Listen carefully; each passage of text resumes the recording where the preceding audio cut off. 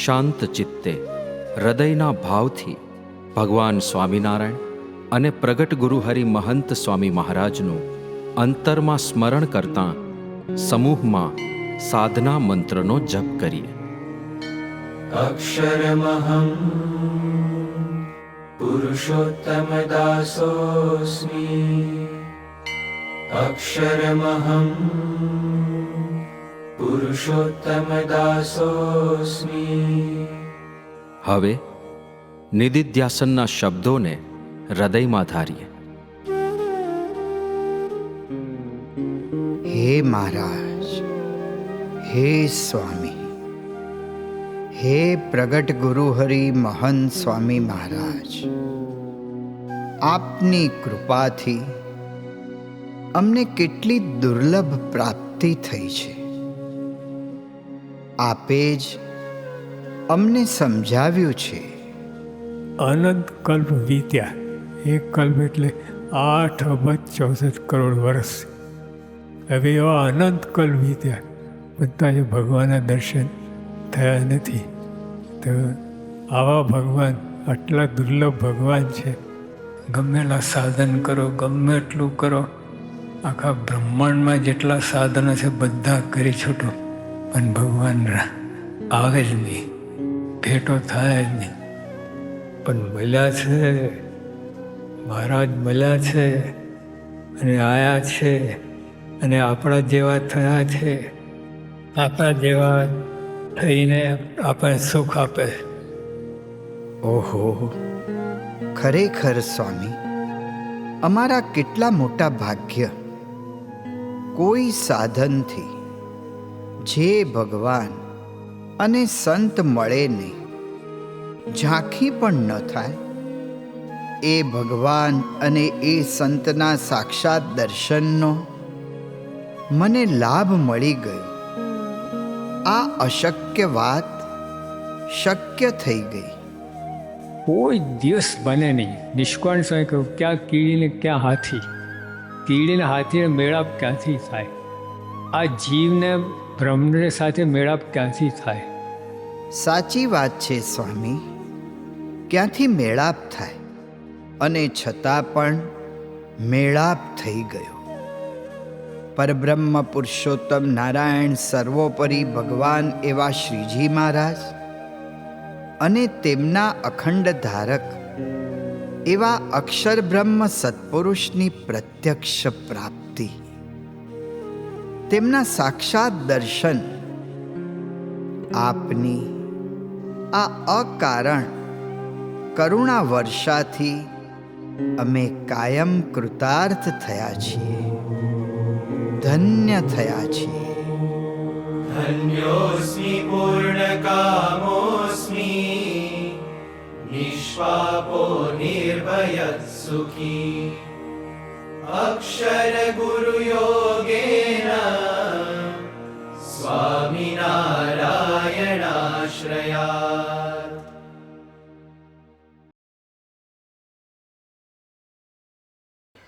શ્રી સ્વામિનારાયણ ભગવાનની જય. અક્ષર પુરુષોત્તમ મહારાજની જય.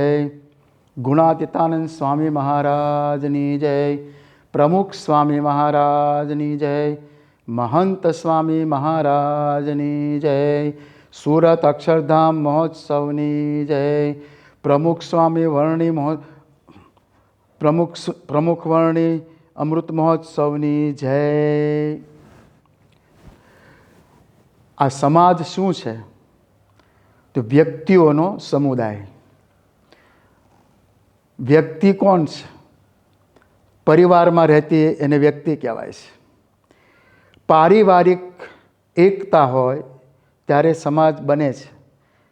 પ્રમુખ સ્વામી મહારાજ એકવાર બોલેલા કે જો પરિવારમાં એકતા હોય તો સુખ શાંતિ રહે, જો એકતા ન હોય તો સુખ શાંતિ રહે નહીં. તો પૂછ્યું બાપાને કે એકતા જાળવવા મારે શું કરવું? તો સ્વામી બાપાએ કહ્યું કે ઘસાવવું, સહન કરવું, મનગમતું મૂકવું, અનુકૂળ થવું. આ 4 મુદ્દા જે બાપાએ કહ્યા એ કહે છે કે પરિવારમાં ક્યારેય તૂટશે નહીં. એકતા રહે છે. અને મહંત સ્વામી મહારાજ પણ કહે છે કે આપણે જ્યારે સમુદાયમાં એક થઈ જઈએ છીએ ત્યારે આપણા કાર્યો સિદ્ધ થતા હોય છે, સમયા ઉત્સવો સિદ્ધ થતા હોય છે. સાવણો ત્યારે જ કહેવાય ત્યારે બધી સળીઓ ભેગી થાય, એક સળીથી કામ ન થાય. એમ પરિવારમાં પણ સભ્યો બધા એકમેક થઈને જ્યારે કાર્ય કરતા હોય ત્યારે એ કાર્ય સફળ થતું હોય છે. એમાં મનનું મૂકવું પડતું હોય છે તો મૂકવું જ પડે. પ્રમુખ સ્વામી મહારાજે પોતાના જીવન દરમિયાન આપણા BAPS સત્સંગને એક કરવા માટે એમને પરિવારો લક્ષમાં લીધા. જ્યાં એમને લાગે કે આ પરિવારમાં બે ભાઈઓને બનતું નથી તો પ્રમુખ સ્વામી મહારાજે રાતોની રાતો એ બેને સમાધાન કરવામાં કાઢી છે.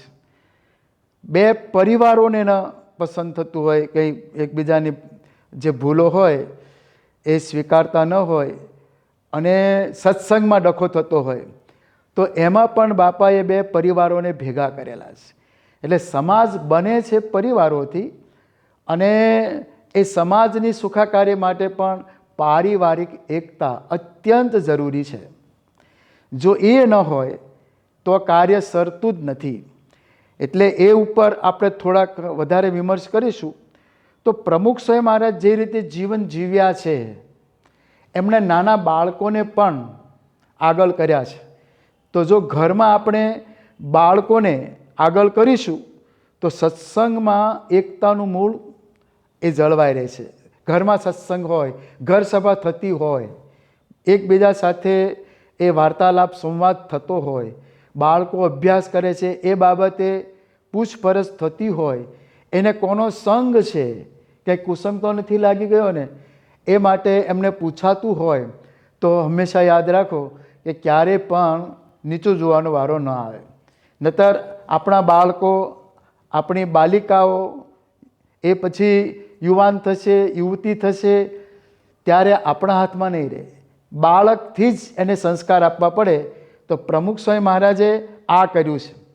સ્વામી બાપા બાળક સાથે બાળક જેવા થઈ જતા, બાળક સાથે એ એકદમ ગેલ કરતા. એ ઉપરથી આપણને ખ્યાલ આવે છે પ્રમુખ સ્વામી મહારાજ એકવાર ચોકઠું સાફ કરી જમી રહ્યા હતા, પછી એમ મૂકતા હતા મોંમાં. એ વખતે મૂકી દીધું, વ્યવસ્થિત થઈ ગયું, હાથ ધોઈ લીધા. પછી થોડી વાર થઈ ત્યાં શ્વેતાંશુ નામનો બાળક આવ્યો. એ 5 વર્ષનો હતો, નાનો બાળક છે. પણ એને બહુ કુતૂહલ થયું કે બાપા મને તમારું ચોકઠું જોવાની ઈચ્છા છે, મને ચોકઠું બતાવો ને. તો બાપાએ ફરી કાઢ્યું અને બતાવ્યું ચોકઠું, લે જો. હવે જો બાળક છે એ વખતે આપણને ખબર પડે છે કે આપણે વડીલ ઘરમાં છીએ અને આપણને કોઈ આ બાળક જો આપણને કહે તો આપણે એને હર્ટ કરશું. પણ બાપાએ એવું ન કહ્યું, લે જોઈ લે. બાપા છે ને એકવાર ત્યાં ન્યુયોર્ક મંદિરમાં હતા અને ઘનશ્યામભાઈનો નાનો પુત્ર એ માર્કંડે ત્યાં આવ્યો અને બાપાને આમ પ્રેમથી બાપાની પીઠ થાબડવા માંડ્યો. હવે 4 વર્ષનો બાળક હોય ને એને કંઈ આમ એવું ન હોય કે બાપાને આશીર્વાદ અપાય ન અપાય. પણ બાપા એકદમ પ્રમુખ સ્વામી મહારાજ એકદમ આમ રાજી થઈ ગયા. પછી કહે છે, યોગીચંદ સ્વામીએ કહ્યું કે માર્કંડે આપણે બાપાને આશીર્વાદ ન અપાય, આપણે તો એમના આશીર્વાદ લેવાના હોય, ભલે ભૂલ કરી દંડવટ કર. એટલે એ દંડવટ કરવા લાગ્યો. પછી બાપા કહે છે કે ના ના, હા આશીર્વાદ અપાય. એમ કહીને બાપાએ ફરી પાછું એમની પાસે એમ નમાયું હાથ. તો બાપાને પીઠ ઉપર હાથ ફેરવા માંડ્યો, બાપાને આશીર્વાદ આપવા માંડ્યો. ફરી યોગીચંદ સ્વામી કહેલા તે તો ફરી આશીર્વાદ આપ્યા જો.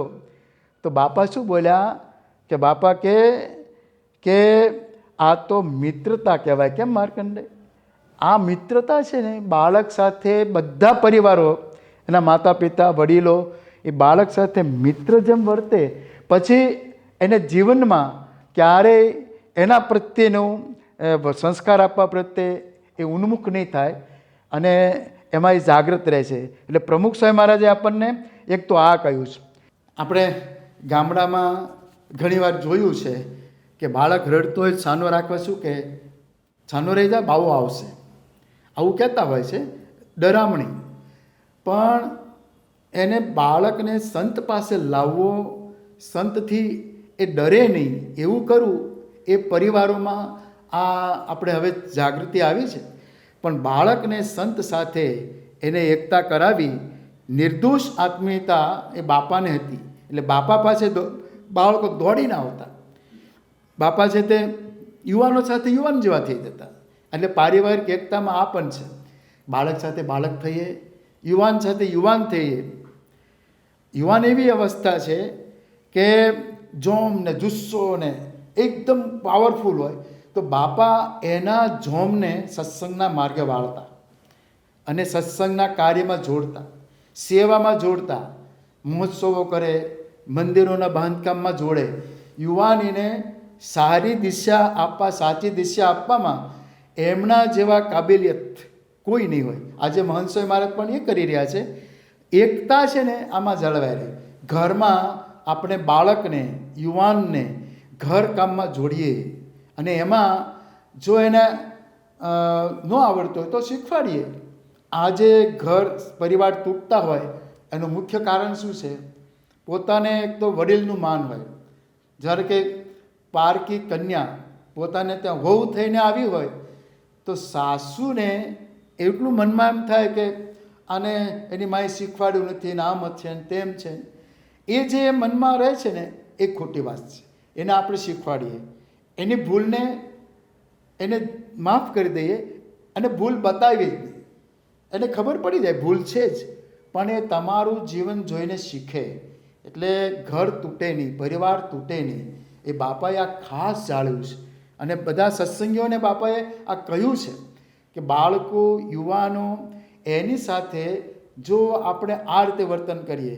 ધારો કે 3 ભાઈઓ હોય, 3 ભાઈઓ ભેગા પરિવારમાં રહેતા હોય, એના પત્નીઓ, એના પુત્રો અને મા બાપુજી આ બધા જ પરિવારમાં સાથે રહીને એક ઘર સભા કરતા હોય, સત્સંગ કરતા હોય, એનું વાતાવરણ જુદું હોય આખું. એમાં જે 4 મુદ્દા બાપાએ બતાવ્યા ને, એકતા જાળવવાના એ ખાસ મુદ્દા છે કે ઘસાવું, મનગમતું મૂકવું, સહન કરવું, અનુકૂળ થવું. હવે આ મુદ્દાઓને આપણે જો ઘૂંટીએ તો આપણો પરિવાર ક્યારે પણ તૂટે નહીં. ઘર સભા ક્યારે પણ મંદ ન થાય, એમાં જુદા ન પડીએ. કારણ કે જેટલા જુદા પડો એટલા ચોકા જુદા થાય, એના રસોડા જુદા થાય, પછી એ બધું જુદું જુદું થઈ જાય. એટલે સંસ્કાર બાળકોને આપવાના છે, રહે જ નહીં. માતા પિતા ભેગા હોય, ભાઈઓ ભેગા હોય, એકબીજા એકદમ સંપથી રહેતા હોય, બધા જ ભાઈઓના જે પત્નીઓ છે એકબીજાને અનુરૂપ રહેતા હોય, તો ક્યારેય પણ પરિવાર તૂટે નહીં. અને પરિવારની એકતા છે ને એ સત્સંગ જાળવવામાં આપણે મદદ કરે છે, નિયમ પાળવામાં એ મદદ કરે છે. જો એ ન હોય ને તો જો યોગી બાપા કહેતા ગોળાનું પાણી પણ સુકાઈ જાય જો સંપ ન રાખીએ તો. આ સંપની ભાવના એ આપણા સત્સંગમાં ગુણાતીત ગુરુએ એટલી બધી પ્રસ્થાપિત કરી છે. શ્રીજી મહારાજના વખતથી સંપની વાત શ્રીજી મહારાજે કરેલી છે અને ગુણાતાન સ્વામીએ કરેલી છે. ગુણાતાન સ્વામી તો કહેતા કે શ્રીજી મહારાજની વાત કરીને કહેતા કે સાધુ, બ્રહ્મચારી, પાળાને બધાને ભેગા કર્યા મહારાજે અને એક દૃષ્ટાંત આપ્યું કે એક રાજા હતો.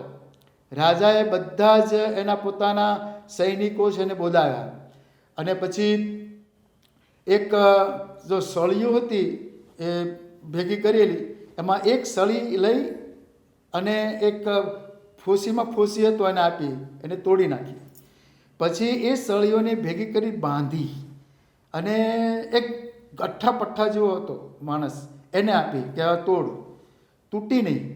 પછી રાજા કહે છે કે તમે આમાં કંઈ સમજ્યા? તો કે શું? તમે અત્યારે બધા એક થઈને લડો છો તો આપણી જીત થશે, પણ જો આમાંથી જુદા જુદા પડ્યા, એકબીજાના મન નોખા પડ્યા તો આપણી જીત નથી, હાર જ છે. એમ ગુણાતાન સ્વામી કહે છે કે મહારાજે એવું કહ્યું, તમે બધા સાધુ, બ્રહ્મચારી, પાળા, હરિભક્તો, ભાઈ જો આવી રીતે સંપ રાખશો તો ગમે તેવા વિકારો છે, દોષો છે, તમને પીડશે નહીં, નડશે નહીં અને એ ટળી જશે. તો આમાં શત્રુ જ છે, દોષો શત્રુ જ છે. તો ઘરમાં પણ જ્યારે કોઈનો દોષ આપણે નજરમાં લાવીએ છીએ ત્યારે મન વિખૂટા પડે છે, પણ એ દોષને ગળી જઈએ, એની ભૂલને ગળી જઈએ. બાપા એવી ભૂલો બહુ ગળી ગયા છે. આવડી મોટી સંસ્થા, આટલા બધા સંતો, આટલા મંદિરો, હરિભક્તો, કાર્યકરો, બધાને એક રાખીને એમને કાર્ય કર્યું છે. તો આ સત્સંગ એકતાથી શોભે છે. પરિવારમાં પણ જો એકતા હશે તો કોઈ બહારનું તત્વ આપણને નડી શકશે નહીં, પીડી શકશે નહીં. અને બાપા તો કહેતા કે સત્સંગમાં એકતા છે ને એ વિકાસનો પાયો છે. જો એકતા ન હોય તો વિકાસ થાય જ નહીં. તો આપણો જ્યારે વિકાસ થઈ રહ્યો છે એનું કારણ આ છે, એકતા છે. અને પરિવારમાં પણ જે કંઈ ધન અને આવક થાય છે, અર્થોપાર્જન થાય છે, એમાં ધંધા અને વગેરે જે ફૂલું ફાલું રહે છે એનું કારણ શું? ભાઈઓમાં સંપ હોય, ભાઈઓ એક હોય તો ધંધા બરાબર ચાલે. પણ હવે જુદા પડી ગયા અને પોતપોતનું કરતા રહે તો એમાં કંઈ થાય નહીં. આ રીતે વર્તીશું તો બાળકો, યુવાનો, યુવતીઓ, બાલિકાઓ બધાને આમાં સમાસ થશે. શ્રી સ્વામિનારાયણ ભગવાનની જય.